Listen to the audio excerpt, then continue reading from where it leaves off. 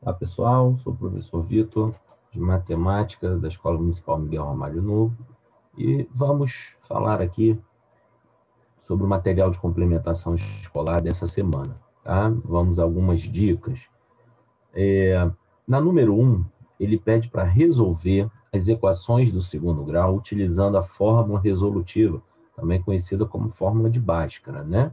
E aqui nós temos bem passo a passo como a gente resolve uma equação do segundo grau, nesse caso aqui, completas, tá bom? Então, o primeiro passo, verifiquem aqui, ó.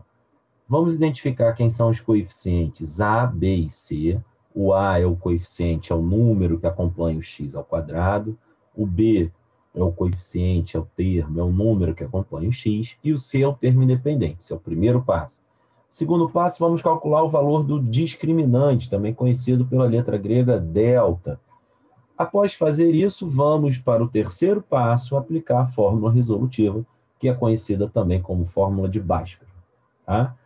Ao final dela, nós vamos achar dois valores, duas raízes, que são a solução da equação do segundo grau. Então, você vai fazer isso para as demais letras, para B, C, D e E. Na número 2, ele pede calcule o discriminante, o delta, das equações a seguir. Então, para cada uma dessas três equações, você vai calcular o discriminante.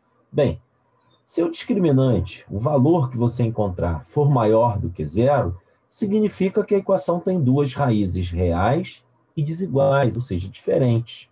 Se o delta for menor do que zero, a equação não tem raízes reais. E se o delta for igual a zero, ela tem duas raízes reais, porém iguais. Então, você vai calcular o discriminante para cada uma dessas três equações e, ao final, responder as perguntinhas que estão aqui. Qual delas tem duas raízes reais e distintas? Ou seja, qual delas o delta deu maior do que zero? Qual delas tem duas raízes reais iguais? Ou seja, em qual delas o delta foi igual a zero? E na letra C ele pede qual que não tem raiz real, ou seja, aquela que deu o delta negativo, um valor negativo. Número 3. Resolva mentalmente as equações. Para começar, encontre dois números que tenham soma menos 3 e produto menos 28, ou seja, é a letra A aqui, né? Então, por que soma menos 3? O número, o B, o coeficiente B, o número que acompanha o x, com sinal trocado, vai ser o resultado da soma dos números que a gente quer encontrar. E o C, o termo independente, nesse caso aqui o menos 28, é o resultado do produto, da multiplicação. Então, você vai ter que pensar. E aí é cálculo mental mesmo. Dois números que, quando somados, dão resultado menos 3, e também, quando multiplicados, me dão resultado menos 28. Essa eu já fiz para você, vou te dar uma dica. Os números são menos 7 e 4, perceba. Menos 7 mais 4 dá menos 3. Então, a soma deu menos 3.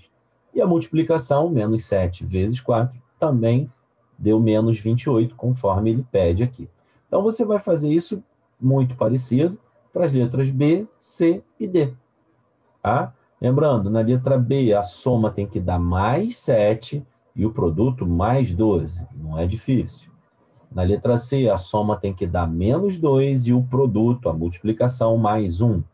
E na letra D, a soma tem que dar mais 8 e o produto 15, mais 15. Seguindo, o aluno perguntou à professora Tereza a idade de seu filho. Ela respondeu: o quadrado da idade do meu filho, aumentado do dobro da sua idade, é igual a 35.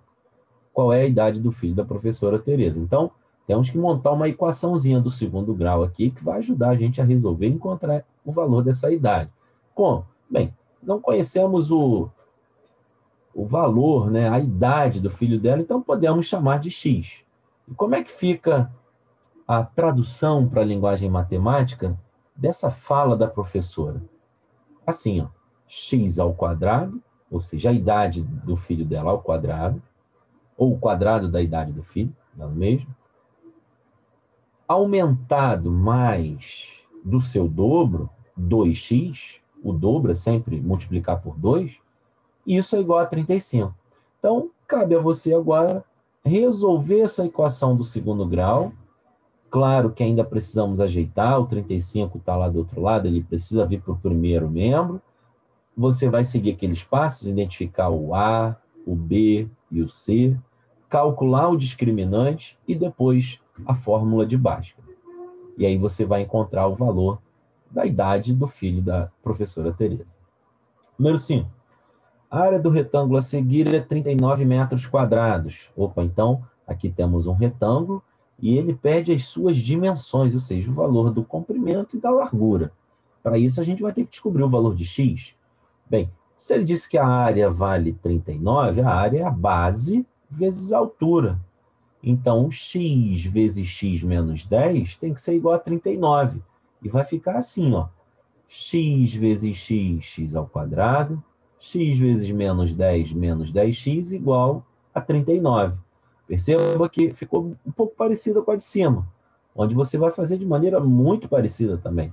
Passo 39 para o outro lado, identifica as constantes A, B e C, calcula o discriminante e, em seguida, vamos aplicar a fórmula de Bhaskara, né? A fórmula resolutiva. Número 6.